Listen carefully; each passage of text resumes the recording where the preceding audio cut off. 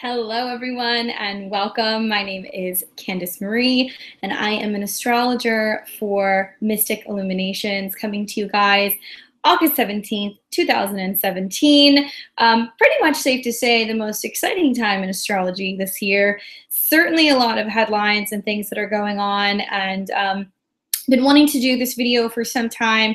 Really wanted to take my time and get some information together prior to releasing a video on the eclipses. I just want to note that to better accommodate everyone out there who's looking for perspective, I am dividing up these videos.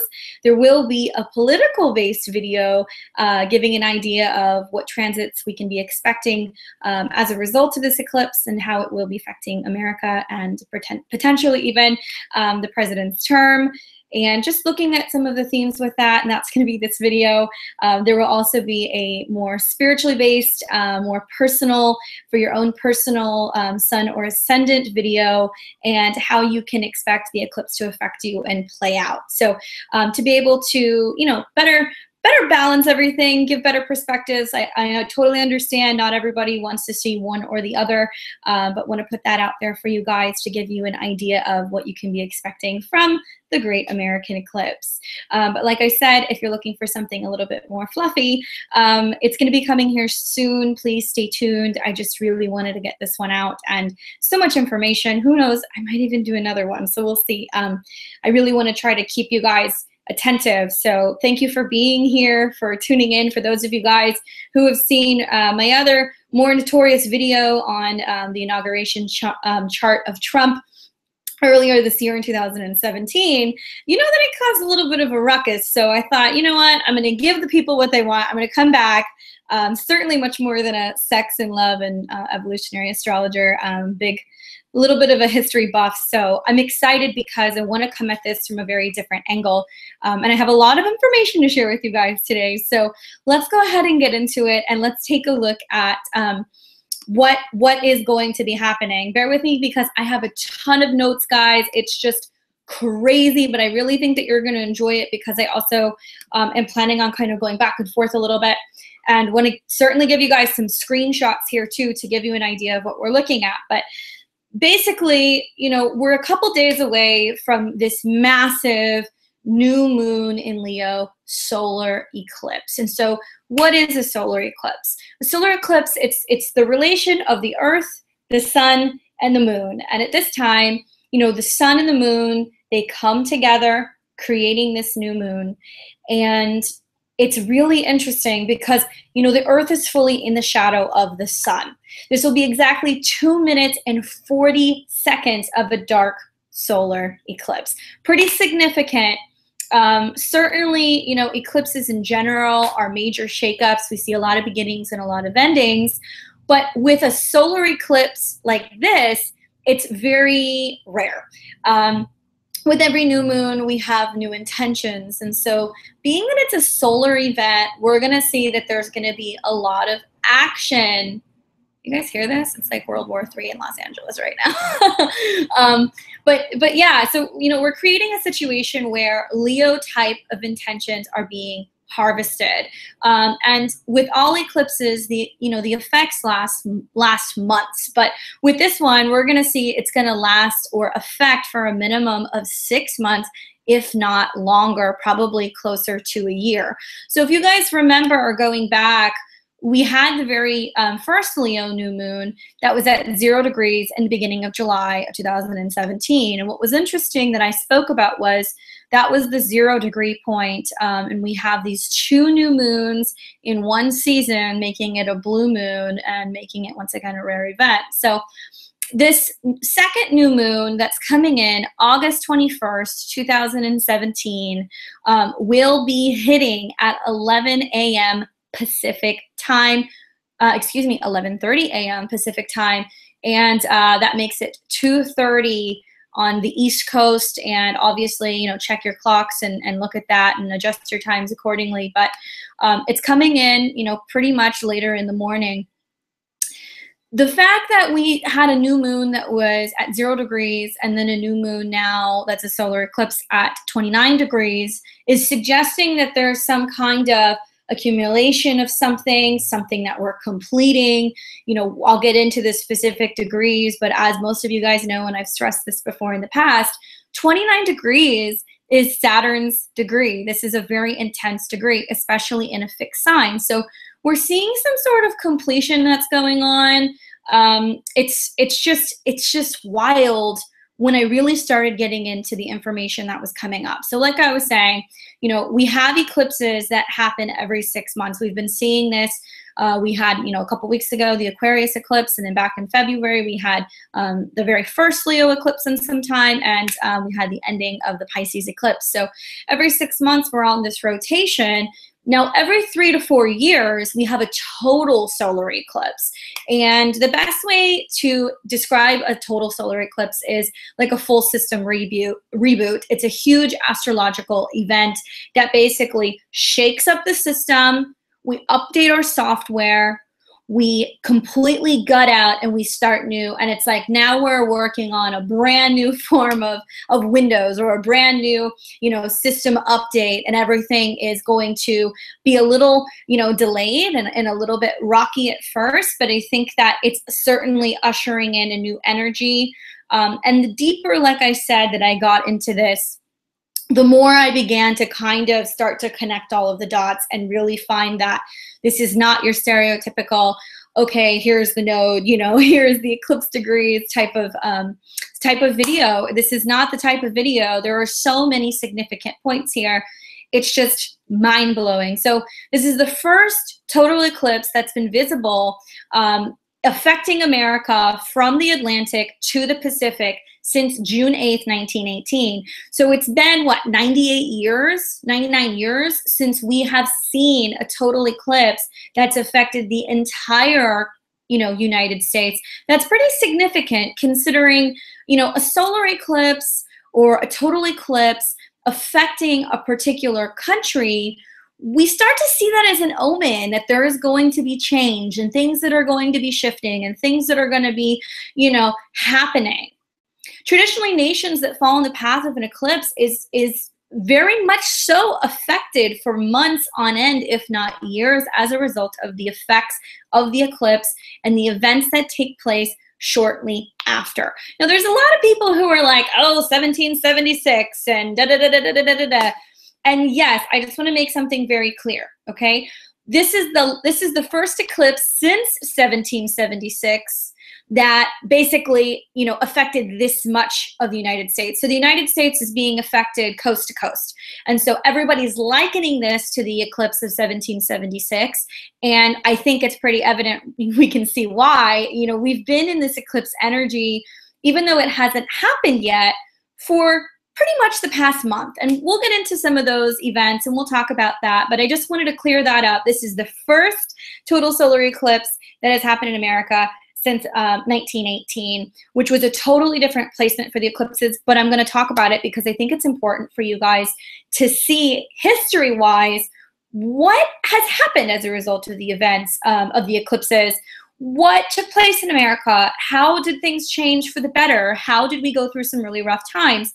To give you guys an idea and connect these dots, because I don't want this to be a politically based video. I'm not here to talk about my perspectives or my views. I want to use history to paint the picture to show you guys that timelines repeat. Astrologically, themes repeat. And so if it's repeating, it's repeating because what it's really focused on right now is moving forward and being able to make better decisions than I think that we have in the past before. So let's go ahead and take a look at that. So the very first one that I'm looking at here, you guys hear my iPhone is like going crazy. I'm sorry, I'm not even like talking to it. Okay, let's take a look. So going back, I wanted to take a look at the history of events that surrounded these, you know, similar North Node in Leo, South Node in Aquarius themes. And so these eclipses will repeat every 18, 19 years. So I was like, all right, let me take a look at what happened 18, 19 years ago. The last time that we had the North Node in Leo, the last time we had the South Node in Aquarius, what was happening. Pretty pretty interesting stuff. So if we go back in time to late 1998, early 1999, President Bill Clinton was being impeached due to his conduct in office. I think that that's kind of interesting, and I'll connect some pieces there, but is that connected to the solar eclipse of 1999? It's possible. That was 19 years ago. The actual nodes were in a similar place, and upon looking at ex-President Bill Clinton's chart, it's odd that there are some similarities that are kind of going on as well. But let me not get too ahead of myself. Let me just kind of pace myself. But basically the eclipse revolving around the idea of this inappropriate behavior happening, happening in the White House, whether it was real or not real, whether he admitted to it or didn't admit to it and tried to cover it up. A lot of this was about being held accountable publicly and seeing it drug through a very public trial, exposing dishonesty, exposing misconduct, and what was going on behind closed doors. Oddly enough, President Bill Clinton's sun is at 26 degrees of Leo, affecting his credibility and his ability to rule Leo. And being that it was in his natal 11th house of ambassadors, Congress, and government, it's pretty safe to say that those eclipses were a doozy on his public appearance as somebody who was ruling the country, how Congress saw him. And I mean, we all remember how that kind of played out and what hot mess that was. But what I found even more interesting is that 26 degrees of Leo being his sun, I started thinking to myself, well, I know somebody else who has that degree. How about Trump's Mars? It's the exact same 26 degrees of Leo that is in his natal 12th house. Interesting. So we'll take a look at that in a little bit, but that kind of poses the question to me, what may have been a more public takedown for President Bill Clinton might be totally different and very behind the scenes and very unexpected for President Trump right now. And it might be something that will not be quickly dismissed like it was with Clinton. It might be something that is potentially more dangerous, violent. You will see people who will unexpectedly turn on him. And let's not also forget that Mars is not only our body and our energy, but it's our vitality. And so when we start to see transits that are affecting or hitting the 12th house, it can make me a little bit nervous for unexpected attacks. But like I said, we'll get into that. We'll talk about that a little bit later. I just am starting to kind of pull up these charts of Trump and America and previous presidents and also the eclipse, and starting to see that there is a bigger thing going on here. There is a much bigger thing going on here. I don't think it's as easy as saying, oh, there's an eclipse and it's going to wipe somebody out, because I think, well, quite frankly, that's just bad astrology. Our job as astrologers is to interpret the stars and interpret the transits and talk to you guys and break it down and tell you a story.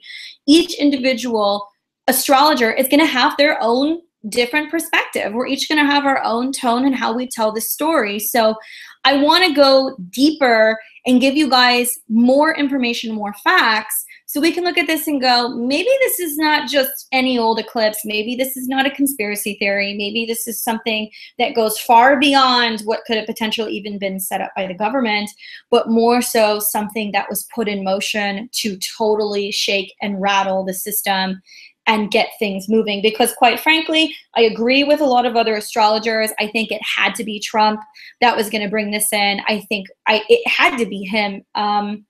And like I said, I'm going to save a lot of that for later on or another video. I want to be able to get through more so the history of this. But, you know, that eclipse and how it affected Clinton got me really thinking. So then I'm like, whoa, whoa, whoa, let's go back in time. Okay, so let's start with talking about the eclipses, because I want to talk about the eclipses first. And so I started kind of going through some things and seeing what was happening in the past, you know, when we started to have these things kind of come about. And so the first thing that I started looking at was, I went back to the last time, also kind of hopping around here, that we had Uranus in Aries. Okay, so more specifically, because I know Aries has, Uranus has about a 7 to 8 year rule. considering, retrogrades and things like that. So I'm giving you guys kind of the microscopic time chunks. If I'm referencing these time chunks, it's because the degrees of these planets or the degrees of these nodes are mirroring what's happening now. So let's start with Uranus, the planet of rebellion, unexpected things happening, things that shake us up, but also it's the ruling planet for Aquarius. And so what's interesting is that this is a planet that produces unexpected changes that strike a chord in us emotionally, physically, spiritually, to shake, rattle, and roll and bring about new circumstances and show us that voice inside of us, that rebellion that asks us to ask questions, to step up and make changes. 1933 to 1934 in America was the last time we had Uranus in Aries. This was more or less a prime period also in the Great Depression. I think what's interesting about this is at the time, though, I do have to admit the South Node was in Leo and the North Node was in Aquarius. So it's an inverse of where we're at now. Certainly with that North Node in Aquarius, the Uranus in Aries was helping us focus on figuring out how we can become more independent. But I like to focus on this time and the effect of, Uranus in Aries, so you guys have a time period to look back on and go, okay, what was going on then? What do I need to be conscious and aware of? So there's that. So then I go back to further in time, Leo North Node, Aquarius South Node transit. I found the 40s particularly interesting because 1942 to early 1944, we had the North Node in Leo, we had the South Node that was in Aquarius. So the eclipses were happening in similar points as they are now and granted, there were different outer planet transits, but it was bringing about similar topics and similar issues in the world. Well, we all know that just prior to 1942, December 7th of 1941, Pearl Harbor is bombed, entering the US into World War II. This is ushering us into the North Node in Leo, the South Node in Aquarius. And off the top of my head, looking at that, I go, North Node in Leo, we've got, leaders and some fiery energy and some egos and people who are trying to puff up their chests and show the world their strength. And the South Node in Aquarius, unfortunately, can lead to disruption in groups. You can see separation, we can see division, and it's kind of this balance between, the collective and all of us together and how we're helping each other and how we're growing and how we're evolving versus how I'm growing in a more personal level and looking and thinking for myself. And it's interesting when I started putting these timelines together. So then we're looking at the transits of the nodes from 1942 to early 1944. February 1942, the executive order 9066 is signed by President Roosevelt Franklin. Basically, this was creating these relocation camps during World War II for Japanese Americans. And we're looking at these camps, and they went for several years, nearly 3, almost 4 years, where they were taking these immigrants and they were not treating them very well. In fact, they were stripping them of their rights and pushing them away from society and making them feel like they were outcasts and just, basically horrible, horrible things.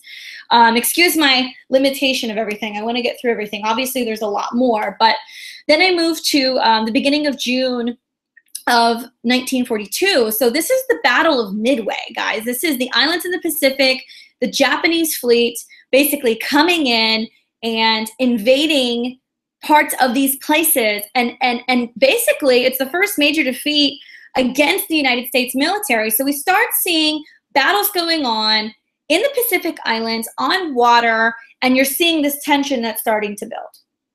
Okay, starting to sound a little similar, a little interesting with what's kind of going on in Guam. Just made me raise my eyebrows.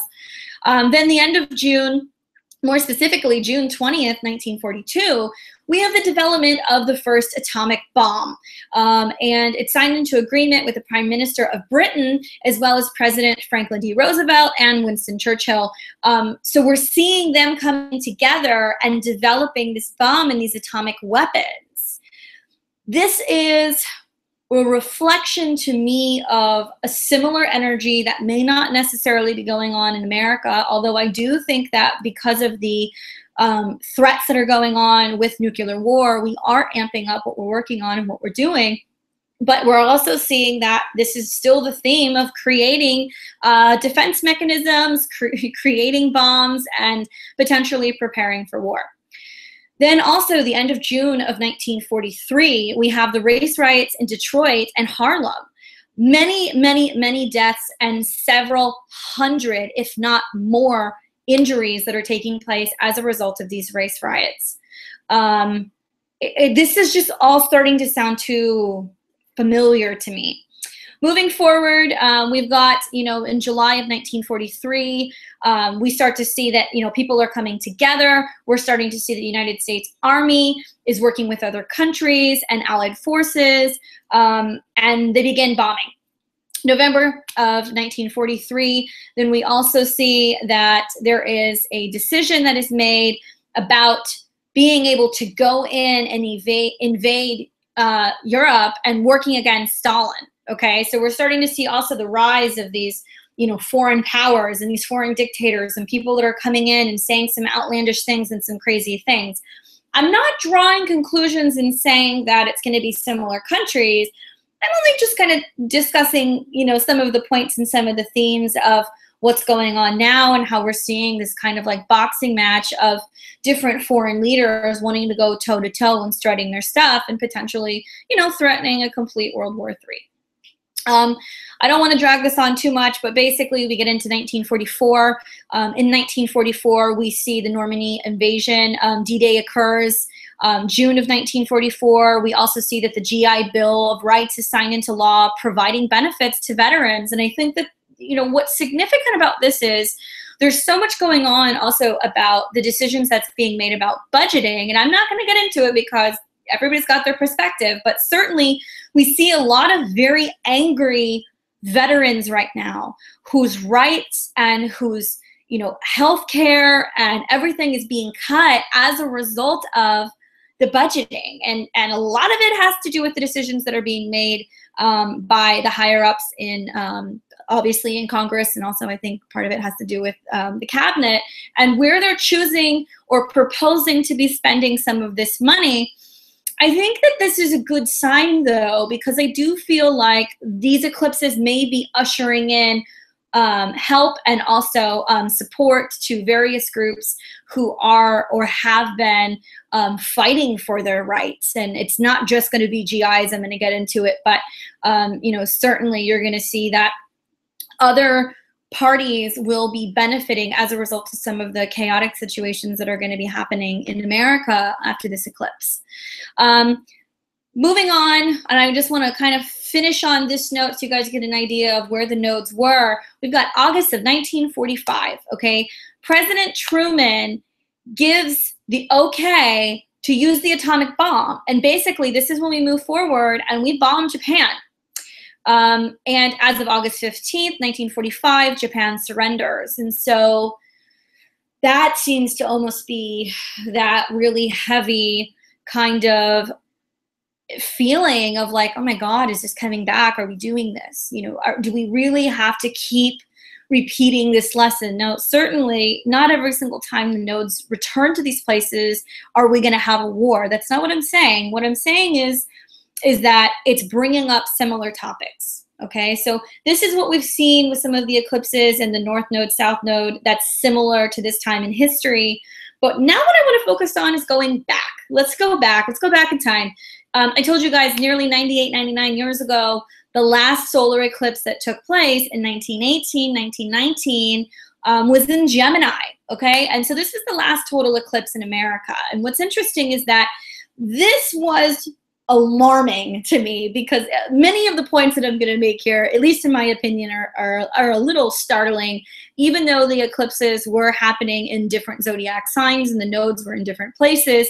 Nevertheless, many of the things that came after this total eclipse in America has affected us for a very long time.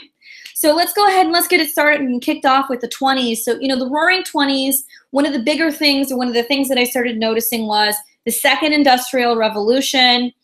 We start seeing that the stock market soars. We start seeing that Henry Ford develops the assembly line, mass production of automobiles. We see also that, you know, stuff that has to do with developments in technology. You know, we see all kinds of things that are just totally booming. Inventions are totally booming.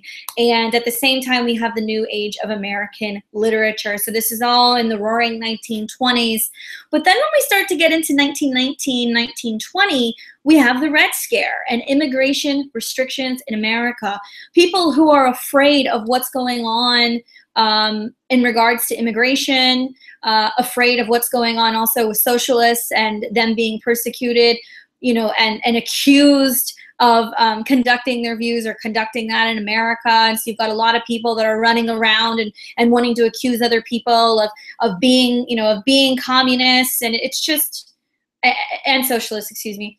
But still, this coming together, I'm seeing this being something kind of similar to like what's going on, you know, with Russia, especially with the immigration restrictions. You know, if we go back in time, during this point in time, German immigrants were seen as outcasts in America, and those over the age of 14 were basically forced to surrender any way of defending themselves and then monitored by the government. Are you guys seeing any similarities here of perhaps how Muslims or maybe even Russians or other various ethnic types or religious groups are being treated and targeted here in America as a result of fear tactics? Just saying. Seems a little interesting to me. There was also a very transformative civil rights movement going on at the time. We begin to see that large groups of African Americans start to migrate from the South to the northern cities of the United States. As a result, we start to see major changes going on in the economy, major changes going on also within the urban areas, and then we start to see race riots. And so it was really intense. I mean, we're seeing violent outbursts happening in Chicago as well in Washington, D.C. in 1919. More specifically, the 1919 Chicago race riot, with the most horrific, you know, riot scenes that we've seen in America. I'm not going to say to date because there's been many, but certainly enough to make history and enough to note that there were more than 500 people injured as a result of this, and many more, nearly 1,000 African-American families who were injured and lost their homes due to rioters. Does this sound familiar? Are we beginning to see similar traits and themes of what was happening in Charlottesville and the aftermath of what's been going on with this racism and this hate in America?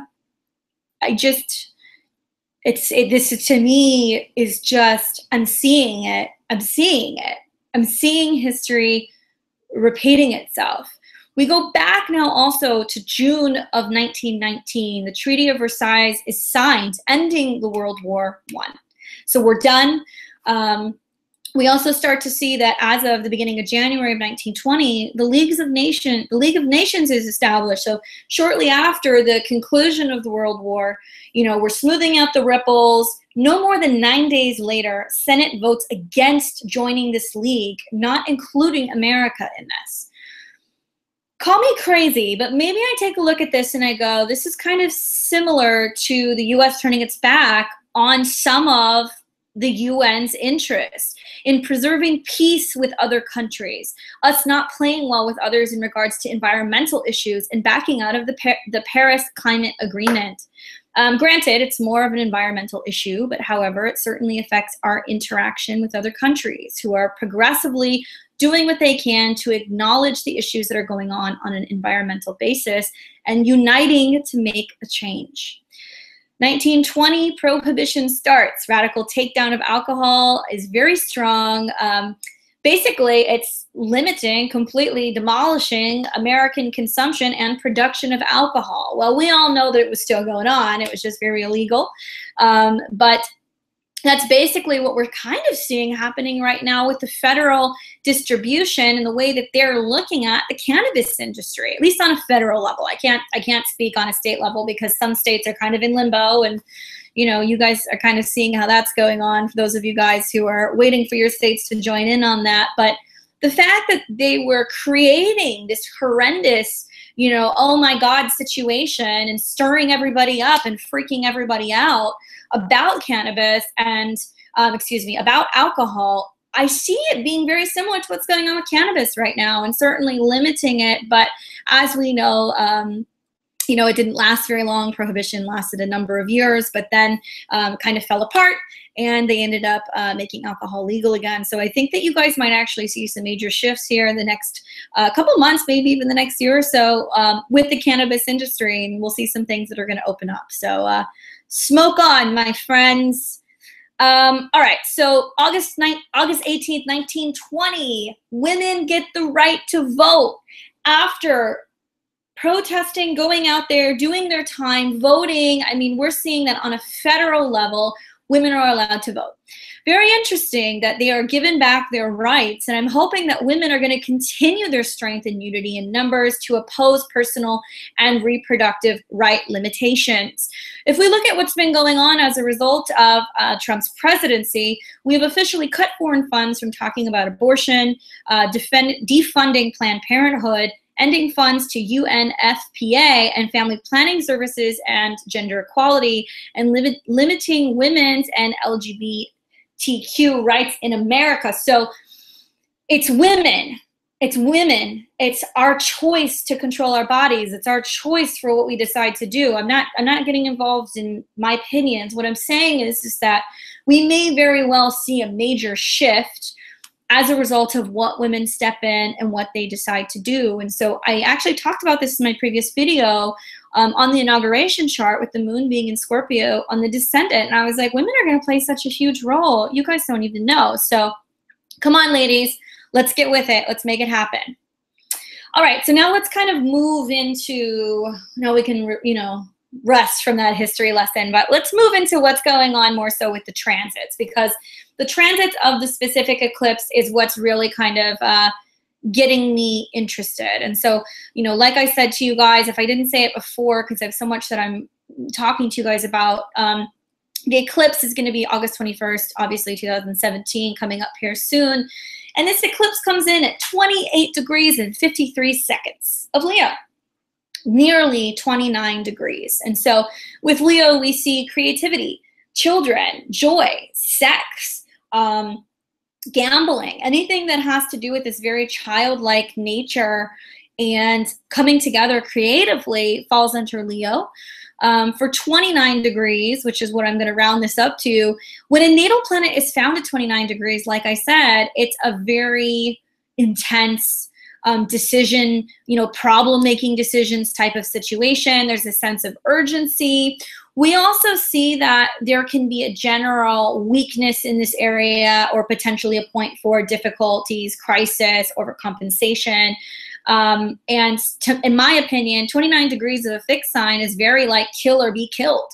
It's now or never. It's get off the wall. But more specifically, 29 degrees of Leo is considered to be a very fortunate degree. Blessed, it's basically blessed by the star of Regulus. So we're looking at this being the heart of Leo, the heart of a king. This suggests there is a very creative, regal, royal point to this star. Usually it has a lot to do with happy marriage, being unusually happy, having a lot of children. You know, sometimes when we look at it though, it can also represent, you know, overpopulation, infertility, danger. You know, I hate to say that, but there are two sides to both of these stars. All right, so getting to the heart of this, the heart of Leo, people talk about Regulus, and so sometimes they suggest, could this be a fall from grace? Could this be a fall of a king? Now, the fall of a king, is this the United States? Is this President Trump? Is this democracy? It could be any or all of these things. A lot of people are noting, you know, Regulus has moved actually. Regulus now sits at 0 degrees of Virgo, and so it's left that 29 degrees sign. It's not intensely sitting on it. It's moved to 0 of Virgo. But still, nevertheless, it's conjunct. But maybe now the topic of discussion is, are we moving into a place now? Are we moving into a space of not being so self-centered with that 29 degrees of Leo, but really being more concerned and consumed with helping other people? You know, are we shutting our egos down? Are we ushering ourselves into the age of Aquarius? Regulus, 29 degrees of Leo. This could be a great patriot, a sacrifice, kings, royalty, power. But a king who also may suffer at the personal expense of power or fame. Major public loss. Should they stoop to lower vibrational energies, egotistical levels, perhaps maybe even revenge? This is a person who may even take other people down with them as a result of their own ego.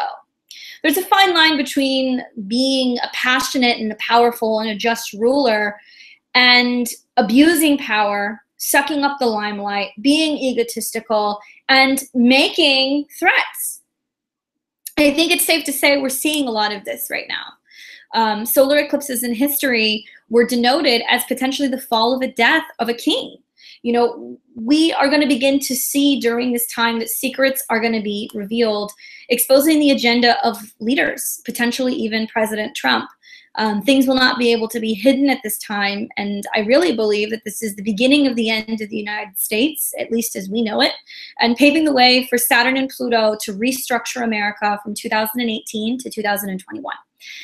For those of you guys who haven't seen my other videos, you might want to take a look. I go into this in a little bit deeper. And previous videos from last year, you can find them on YouTube. But I have a feeling, because this is so much information, I'm going to come back. I want to come back. I want to come back before the eclipse. I want to talk to you guys about Trump's chart. I want to talk to you guys about the eclipse chart and how it's affecting America even more so, and get very visual. I just wanted to be able to deliver this first. So the day of the eclipse, some interesting things going on here. We've got Uranus in Aries trining the sun in Leo. And so certainly we're seeing a lot of rebellious energy, especially because, you know, Mars is in Leo, heating up the whole thing. You see a lot of aggressive issues, potentially even military response. And we're seeing this all play out in the media and on TV and on screens because it's Leo. And you know, the sun, moon, north node, it's all there. It's all creating a situation where America is on the world's stage right now. So then we've also got Uranus in Aries trying the moon in Leo. Certainly, I think this is speaking to a lot of what's going on with the political extremists on both sides, okay, on both sides, you know, major emotional reactions, people who are out there protesting, you know, white nationalists, rebellious acts, you know, alternative right. It doesn't matter. You're seeing extreme reactions from all areas. And I think that that's a result of this. Uranus in Aries, rebellion, you know, we're going to get out there and we're going to shake up the system. And when it trines to the moon in Leo, people are feeling empowered to go and express their emotions, whether it's right or it's wrong. Venus in Cancer squaring Uranus in Aries. And I think that, oh man, it's just, this is about being able to create a period where we purge the dark. We let the dark out, all of this stuff, all of the hate, all of the anger, all of the racism, all of the bigots, everyone who is dividing the country. And I want to remind you guys that unfortunately we have to see the dark before we start to see the light pour in. And that's what's going on, is you're seeing these, you know, last people kind of playing this shit out and really kind of getting out there and creating some chaos. And I think that the Venus in Cancer squaring Uranus in Aries is certainly going to be showing a division in groups of people, which is unfortunate. I think that where there's a square, there's an opportunity. So, you know, we are hearing about this. We're hearing about more planned protests or more planned riots. We're hearing about everything that's going on. I mean, ugh. All right. So then we've got Venus in Cancer trine Chiron in Pisces. And so this is kind of that light at the end of the tunnel. That's, you know, the love that will come as a result of this will unite us. And knowing that Chiron in Pisces is also healing us in a spiritual level, I see Venus in Cancer as being something that's so significant for being able to heal our home. Heal our homes is a big theme here. Mars in Leo trine Saturn in Sag. And so these are the big egos. These are the leaders. These are the people leading the groups. These are the nation's leaders. These are the people who are acting out and beating their chests. And when it trines Saturn in Sagittarius, it's the rights that we have for these groups. It's the rights that we have, and everybody kind of marching to the whole, you know, my perspective, my view, my this, my that. And I just want to remind you guys once again, with that 29 degrees, it's which side of the fence are you going to be on? Are you going to be walking in a very egotistical, reactionary, angry, potentially willing to take other people down with you type of way to make a point? Or are you going to stand in the light and, you know, be your own sense of guidance and be your own king or be your own queen, and really focus on what you value and what you love and be proud? And that should be being an American, and that should be taking a stand and talking about situations that people don't want to talk about. Because I've said this several times now on social media, and I'm going to say it again.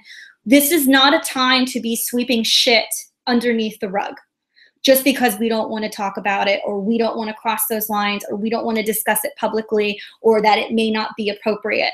We no longer can do that. That's why we got in this situation in the first place, is about what was and was not politically correct, and what we will and will not fix or acknowledge. This isn't the time to be doing it, guys. Like I said, Mars in Leo trining Saturn in Sagittarius is giving that sense of urgency, and also potentially lending energy for there to be some military action. And we'll get into that in some other videos. But the last point I wanted to make here was Jupiter in Libra squaring Pluto in Capricorn. Our relationships with other people, and how really, you know, the magnification of Jupiter, and that being a situation in Libra where it also has to do with how the court systems, how the legal systems, how also with Saturn and Sagittarius, how people who protect our cities are stepping up and no longer taking the bait and passing situations by and turning, you know, a blind eye to it. This isn't going to happen anymore. Jupiter in Libra is going to magnify this, really showing with that square of Pluto and Capricorn where the fucking government is corrupt, where we've got people who are not doing their job, where we've got situations where we need to band together and be contacting our local governments, our federal governments, and raising awareness for what's going on. Also, Jupiter and Libra squaring Pluto and Capricorn. I'm reading about this yesterday and today, taking down monuments, taking down, you know, statues and things. I mean, remember, Libra ruled by Venus. It's the magnification of how we're seeing it displayed in an artistic way. But really, the Pluto and Capricorn is going, this is racist, or this is inappropriate, or we shouldn't be having this. And I'm not here to discuss whether, you know, my perspectives or my views. That's not what this is. But we're seeing astrologically things are playing out. And it's just, oh my God, wow. So a couple things I wanted to note, guys. You know, Saturn is in retrograde until August 25th. So shortly after the eclipse, Saturn stations direct, very powerful. It will be stationed direct at 21 degrees. Mercury is currently in retrograde in Leo until September the 5th, and then it stations direct and gets super powerful. Although that is going to be in a shadow period, it's still direct. What I'm really focusing on is Mercury is in Virgo right now, and even though it's going retrograde, it will be returning back to the 29-degree point of Leo, August 31st through September the 2nd. So can there be crazy things that can happen on the eclipse? Sure. We've seen it happen the whole past month, so it doesn't necessarily need to go down that day. I mentioned, you know, we will see the effect 6 months down the road to maybe even a year. And I think that we may see some very significant things happening August 31st through September the 2nd, because we see Mercury returns to that 29-degree point of Leo, and then it'll go past it and it'll come back again, especially in Trump's chart. I saw that and about fell off my chair, because where his Mars return occurs in his 12th house around this time, along with Mercury in his 12th house, then Mars shows up, replaying themes of the eclipse once again. I mean, this Mercury retrograde is a tool. We're seeing that whatever comes up during, you know, the retrograde will be repeatedly coming up again after the eclipse. And so I plan on going through, and I'll do some stuff on Trump's chart. That'll be my final video that I'll come back and give you guys. But some of the themes, you know, that we're seeing with this North Node in Leo is leaders, ego, power, dictatorship, leadership, abuse of power, especially with Pluto and Capricorn. Saturn and Sag is lessons, both spiritually and religiously, and foreign powers. Uranus in Aries, sudden changes in military, in leadership, unexpected changes in power, rebellious acts, and unpredictable changes in our government. Uranus wakes us up, guys. It's very evident that what's going on here is a major purge of all of the lower vibrational energy, racism, negative egos, and fear. So with that being said, I think that it's pretty safe to say we're in for a very interesting next couple days, very, very interesting next couple weeks. I'm going to be watching this. If things come up, I'm certainly going to be hopping on here and doing some more videos for you guys. I ask that you stay tuned. Like I said, if you have an interest in more of a spiritual perspective and what's going on with your own personal horoscope and this eclipse, stay tuned. It's going to be coming very shortly. I'm filming these back to back, so you'll be getting that in the next day or so you can take a look at both of these. But I do encourage you guys to hear both sides, to consider what we can do to change and shift and not repeat history if it's not necessary. And above all, be positive, stay in light, keep your vibration up. You know, there's a lot of change going on. I'm seeing it. I'm seeing it on a personal level. I'm seeing it with my clients. I just want to remind you guys that time and time and time again, you know, love conquers fear every single time. And unfortunately, these events have to play out, but this is a part of a bigger theme here. This is a part of a bigger lesson here. We are being given the opportunity to make this jump, not only as a country, but all of us together in the world, you know, culturally, politically, financially, certainly spiritually. We're seeing this with Saturn and Sag. I mean, Saturn and Sagittarius is coming back to that galactic center point. And so very significant things will be happening before the end of this year, and certainly preparing for Saturn to go into Capricorn. So as always, I appreciate your likes, your comments, your shares. I wanted to do this to be able to kind of have a follow-up to what I've done in the past and put it out there, and certainly be able to get everybody kind of discussing what's going on in the world and giving you guys some insight as to how this could potentially play out based off of previous events. If you have any questions or comments for me, or maybe you want to book a reading, you may do so if you check out the link below. And thank you guys for listening, for giving me the time and the space. And peace. I'll see all of you guys really soon. Thank you.